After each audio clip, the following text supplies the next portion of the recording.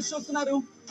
మరి ముఖ్యంగా దిత్వా తుఫాను శ్రీలంకలో బీభత్సం సృష్టించిన దిత్వా తుఫాను ఇప్పుడు ఇటు ఆంధ్రప్రదేశ్ తీరానికి చాలా దగ్గరకు వచ్చేస్తుందని ప్రభావం మీరు చూస్తున్నారు. ప్రస్తుతం ఆర్టీవీకి ఎక్స్క్లూజివ్ గా చూపించే ప్రయత్నం చేస్తోంది. ప్రస్తుతం ఎటువంటి పరిస్థితి ఉందనేది మ్యాప్ లో మీరు చూడొచ్చు.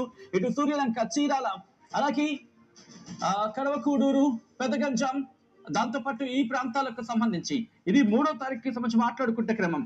సో ఇప్పుడు ఎక్కడ ఉంది అనేది ఒకసారి మాట్లాడుకునే ప్రయత్నం చేస్తే కనుక, ఎందుకంటే చాలా దూరం వెళ్ళిపోతున్న సందర్భం ఉంది. ప్రస్తుతం 29వ తారీఖు నుంచి మాట్లాడుకుంటే పక్షంలో ప్రస్తుతం మ్యాప్లో మీరు చూడొచ్చు. ఇదిగోండి ఈ ప్రాంతం అంతా కూడా ప్రస్తుతం వర్షాలు పడుతున్న సందర్భం.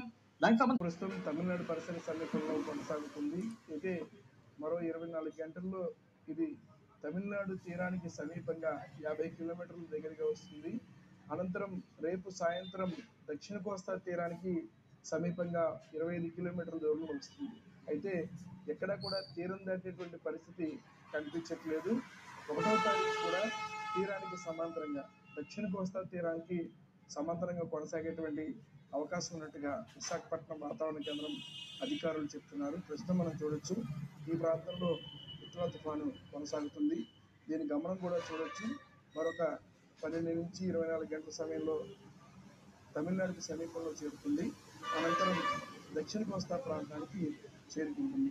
అయితే ఈ ప్రభావం వల్ల, ముఖ్యంగా ఈ ప్రభావం వల్ల ఇప్పటికే దక్షిణ కోస్తా ప్రాంతానికి చాలా చోట్ల భారీ వర్షాలు పడే అవకాశం ఉందని స్పష్టం చేస్తున్నారు.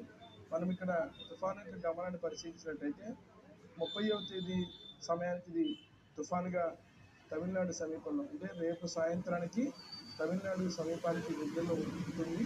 కానీ తిరిగి మళ్ళీ దక్షిణ కోస్తా ప్రాంతానికి 25 కిలోమీటర్ల దూరంలో, తీరం సముద్ర తీరం ఇక్కడ ఉన్నట్టయితే ఈ ప్రాంతంలో ఉంది. సముద్ర తీరానికి దగ్గర ప్రాంతంలోనే దీని గమనం కొనసాగుతుంది. ఉత్తర వాయుదిశగా ప్రయాణించేటువంటి ప్రక్రియ కనిపిస్తోంది. అయితే ఈ ప్రభావం వల్ల రాగల 24 గంటల్లో కూడా ఇటు తమిళనాడులోను దక్షిణ కోస్తా తీరంలో కూడా వర్షాలతో పాటు తీరం వెంబడి గంటకు 50 కిలోమీటర్లు మించినటువంటి వేగంతో ఈదురుగాలులు కొనసాగే అవకాశం ఉంది. తమిళనాడు ప్రాంతంలో 60 మించినటువంటి గంటకు 60 కిలోమీటర్ల వేగంతో ఈదురుగాలు కొనసాగితే, దక్షిణ కోస్తా ప్రాంతంలో గంటకు 50 కిలోమీటర్లు మించినటువంటి ఈదురుగాలు కొనసాగే అవకాశం ఉంది. ఇప్పటికే చాలా ప్రాంతాలు, తమిళనాడులో ఉన్నటువంటి చాలా ప్రాంతాలకి రెడ్ అలర్ట్